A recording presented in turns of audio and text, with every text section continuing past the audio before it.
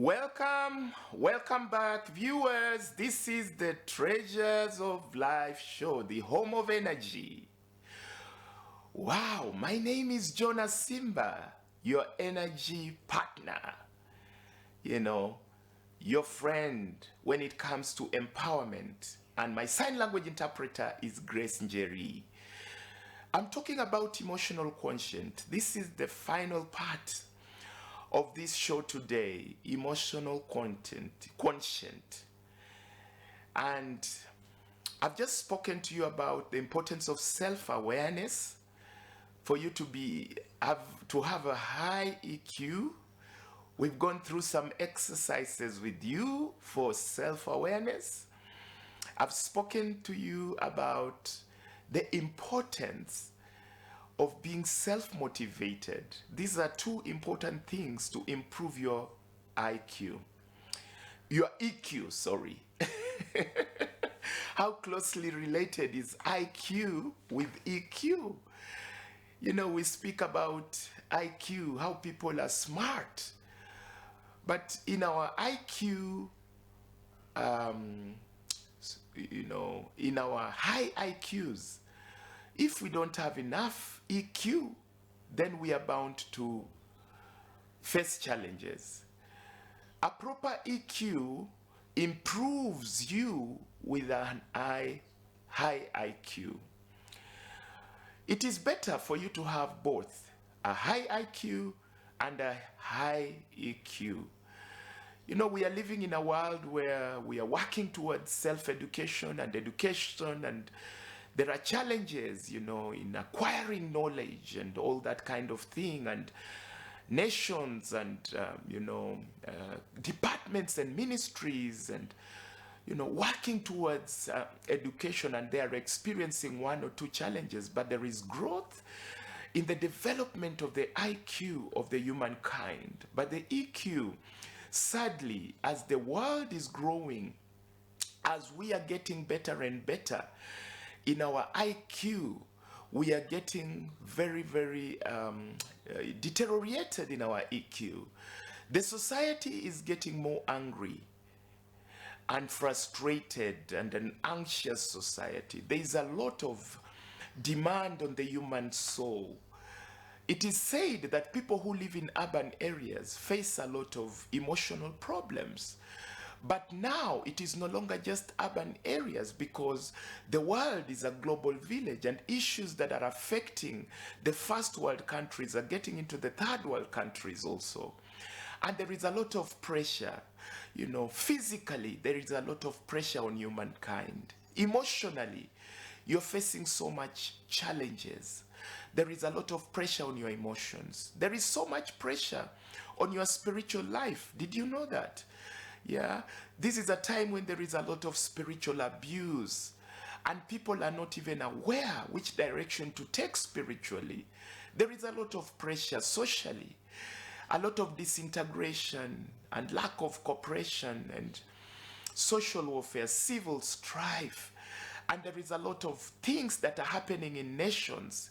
People are in war, and issues of war, and lack of understanding with one another. There is a lot of pressure on the humankind. I'm looking at even that pressure getting to the economic level. It is so much. And you need a place where you can re-energize. You need a refocus. Emotional quotient, high EQ, enables you to address these areas where we have reached as humankind. Unless we focus on a growth on the EQ, we will have problems. There is AI coming. One thing about AI, it doesn't have emotions. It doesn't have feelings. Where are our feelings as humanity? Once we neglect our emotions, we are gone. We will be driving good cars, living in very good houses, but we are frustrated, angry, killing each other softly or rapidly, because we are focusing on our growth economically, but we are not focusing on our growth emotionally. So it demands right now that we take our focus back to the feelings wheel, Where are we in terms of our feelings? You are a soul. You need to look on yourself. You are a spirit deep on the inside of you, the core of you. The core of you is a spirit. You are a spirit. By the way, if you did not know it, you may have a beginning, but you'll never have an end, because the spirit is said it goes eternally. It lives forever. That's what it is said in the good book, the Bible, that there is no end to the spirit. You may have a beginning, but you will never have an end. It is said that it is only God that never has a beginning and never has an end. But we as human beings, we have a beginning, but we will never have an end. So you need to start focusing on the core of you. Where is your legacy? You may not have an end in terms of your legacy. I keep saying in this show, 150 years from today, what do you want people to remember you for? I keep saying it. Right now, high EQ people are the people that are remembered. High EQ people are the people that are intelligent enough to solve conflicts. You should know how to work on conflicts of life and societies. That is how we work on a better social life, because whether we like it or not, we have a basic society that is the family. We have other societies, maybe where you're working, your friendships, maybe your societies. Humankind, a human being is a social being. Frustrate a human being by confining him, you would have finished a human being. Confine him for years alone, that human being will just die. A human being is fashioned to relate. Did you know that? A human being is fashioned to love and to be loved, to care and to be cared for. That is how we are fashioned. We are formed in such a way that we are. Our identity as human beings is when we crave for understanding, when we crave to be understood, when we crave to understand others, when we crave for impact on other people. When we crave for accomplishment in other people, we see ourselves in our relationships. Did you know that? If someone were to give you prosperity of physical things without giving you humanity as an impact, you will be frustrated. But a person who feels appreciated for the progress that they have made in their prosperity, or whether of emotions, of soul, or even of finances, or progress in terms of just ability to grow in life, you need to be appreciated. People that can celebrate you. Humanity craves for accolades and medals. Humanity craves for, in their scars, to be healed and to be told sorry and to be pampered. That is how humanity is fashioned. We are fashioned for association. We are fashioned for fellowship. We are fashioned for one another. We are formed for one another. Emotional quotient demands that you work on your ability to interrelate, to relate with humanity. Find a way of relating. Find a people that can understand you. If you're in a society where people do not understand you, where people don't appreciate your abilities, we are 8 billion and counting.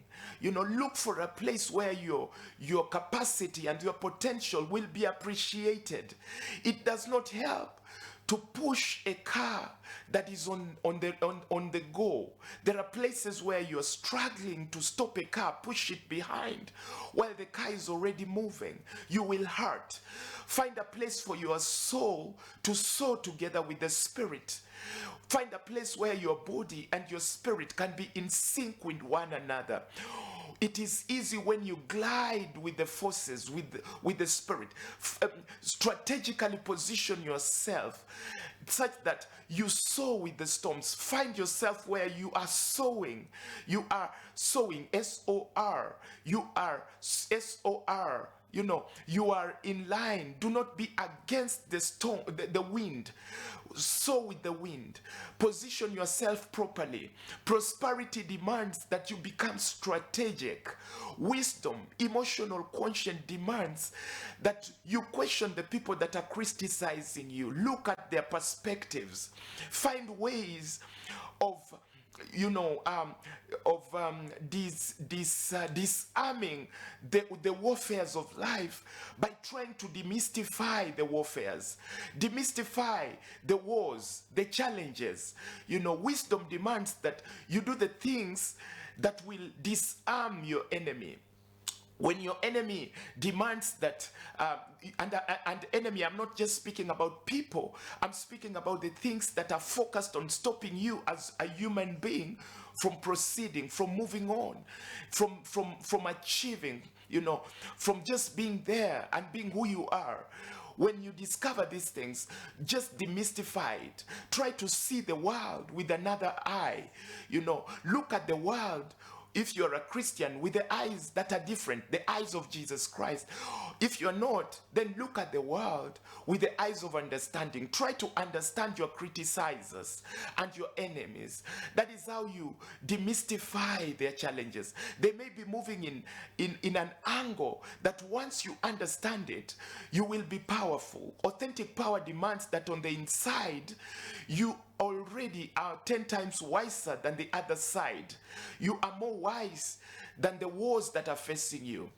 What is the perspective that your enemy is coming from? Are they coming from the angle of, that is key for solving conflicts, because some conflicts can come from battles of life, just the issues of life.